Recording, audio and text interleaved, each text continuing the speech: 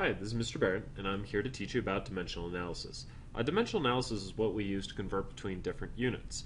And we use these different units in chemistry to measure different things because we're a very quantitative science, meaning we deal a lot with numbers. To understand how to do dimensional analysis, we have to first understand conversion factors.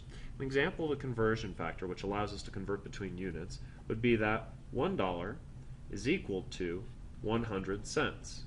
So if I wanted to perform a problem where I was given the information that I had $2.50 and I wanted to solve for how many cents that actually was, I would actually have to use that conversion factor above. The way dimensional analysis works is that we use this conversion factor to change the dollars into cents. We're not changing the quantity of the money we're dealing with, we're changing the units describing that quantity.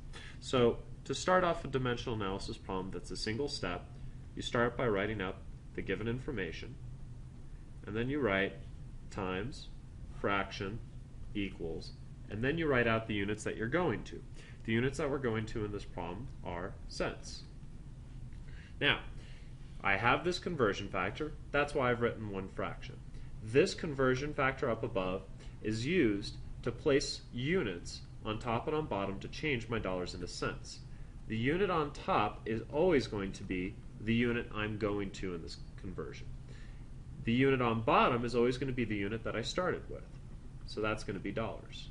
And I'm going to write a little note as a reminder about that information. So again, on bottom is what you started with, and on top is what you're going to.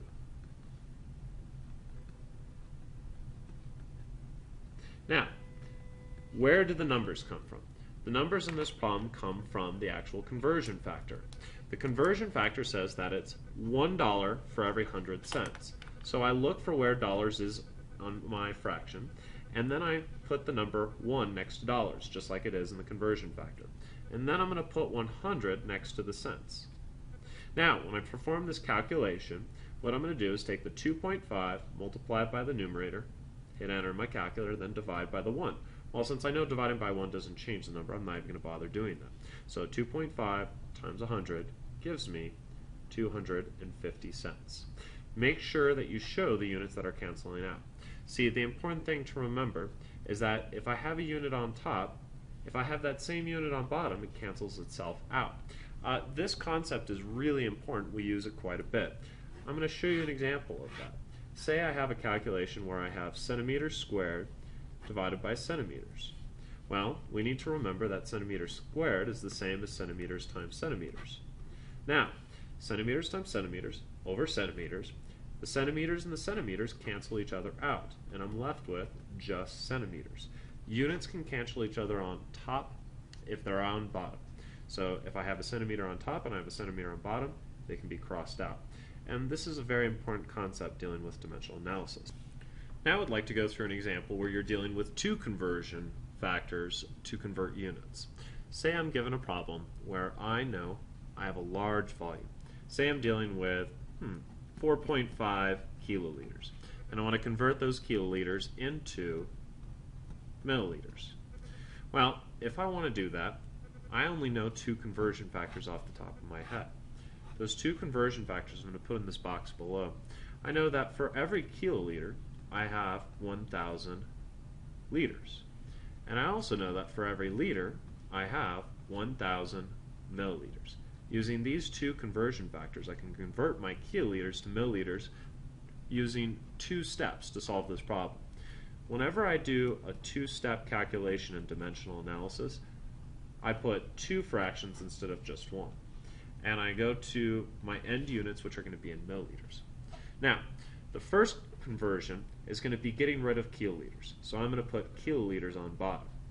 Now, the only conversion factor that I know that's going to be able to solve this fraction or work on this fraction right here is going to be this top one right here. So I know that I'm going to have to go to liters.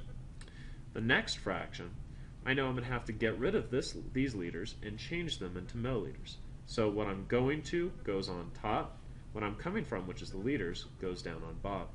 Now we fill in the units that we need. So We've got the units. Now we need numbers, 1 and 1,000. The 1 is next to kiloliters, so I'm going to put it down next to kiloliter. The 1,000's next to liters, so I'm going to put it up top. Looking on this fraction over here, I have 1,000 next to milliliters, so I'm going to put that over here. And I have 1 next to liters, so I'm going to put that down below.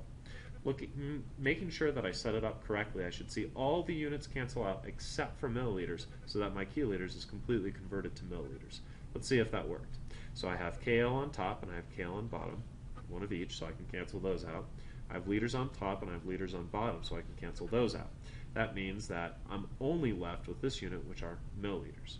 So that would be 4.5 times 1,000 times 1,000, and that would give me my answer in milliliters.